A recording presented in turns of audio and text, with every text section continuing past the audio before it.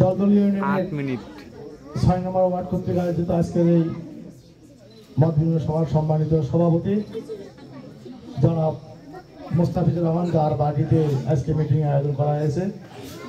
আজকে আমাদের মাঝে উপস্থিত রয়েছেন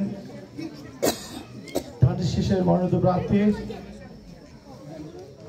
কুড়িগ্রাম জেলা বিএনপির সাবেক সভাপতি বেগম চেয়ারপারসনের পররাষ্ট্র বিষয়ক বোর্ড সদস্য, আজকের অনুষ্ঠানের প্রধান অতিথি জনাব তাজুল ইসলাম তাজবি সাহেব সহ উলিপুর থেকে আগত বিভিন্ন স্তরের নেতৃবৃন্দ, দলদলীয় ইউনিয়ন, যুবদল, মূলদল, ছাত্রদল, স্বেচ্ছাসেবক সহ উপস্থিত সম্মানিত সুধীবৃন্দ, আসসালামু আলাইকুম, আদাব। প্রিয় উপস্থিতি, বক্তব্য দেওয়ার কিছু নেই। গত দীর্ঘ 15 বছর থেকে আমরা কি আমাদের ভোট দিতে পারছি? আমরা ভোট দিতে পারিনি। 2014 সালে নির্বাচন হয়েছিল, দিনের ভোট রাতে হয়েছিল নাকি? না, এই তো ভুল বললেন। 2014 সালে ভোট হয়েছিল, 153টা আসন বিনা ভোটে নির্বাচিত হয়েছিল। ঠিক আছে, 2014 সালে। আর 2018 সালে নির্বাচন হয়েছিল, দিনের ভোট রাতে হয়েছিল, মনে পড়ে? আর 2024 সালে ভোট দিয়েছেন, 2018 সালে কথা বলি।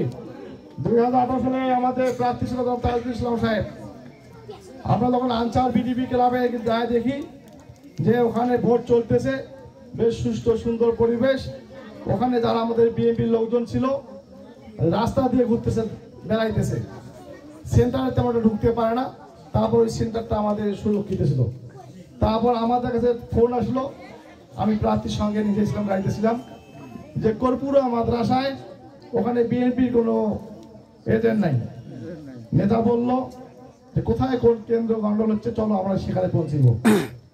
নেতার যে সাহস, তার যে পাটা কি বলবো, সেই কর্পুরা মাদ্রাসায় গিয়ে দেখি গেটের মধ্যে অসংখ্য লোক দাঁড়িয়ে আছে, আমাদের বিএনপির লোকজন একজনও নাই, কাউকে ঢুকতে দিতেছে না।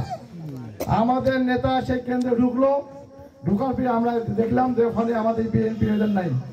আতিয়ার মুন্সি এবং আতিয়ার মুন্সির ছেলে কামরুল মুন্সি সেই ফিল্ডে ঘোরাফেরা করতেছে, মোস্তানের মতো, গুন্ডার মতো ঘুরে বেড়াচ্ছে, কোনো এজেন্ট ঢুকতে দেয় নাই।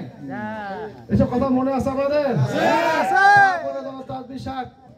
ফোন টোন করে সেই এজেন্টে নিয়ে এসলো সেই বাঁধের রাস্তা, সেই মাদ্রাসা নদী পার থেকে, তারা ভয় চাপতে পায় না। এইরকম ভীতিকর পরিবেশে 2018 সালে নির্বাচন হয়েছিল। ওখান থেকে উলিপুর উপজেলা আমরা বিভিন্ন কেন্দ্রে গিয়েছিলাম।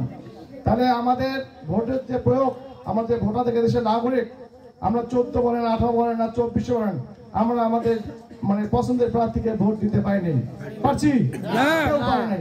এমনকি কোন কোন লোক কবরস্থানে দাঁড়িয়েছিল, যে কবরস্থানের মৃত লোক নাকি ভোটটাকে ভোট দেয়, তার দেখা যাচ্ছে কি হয় নাই? সেভাবে থেকে দেখেন নাই? মৃত সকল প্রকার লোক এই আওয়ামী লীগ সরকার দিয়েছিল। তারা কিভাবে দীর্ঘদিন ক্ষমতায় থাকবে?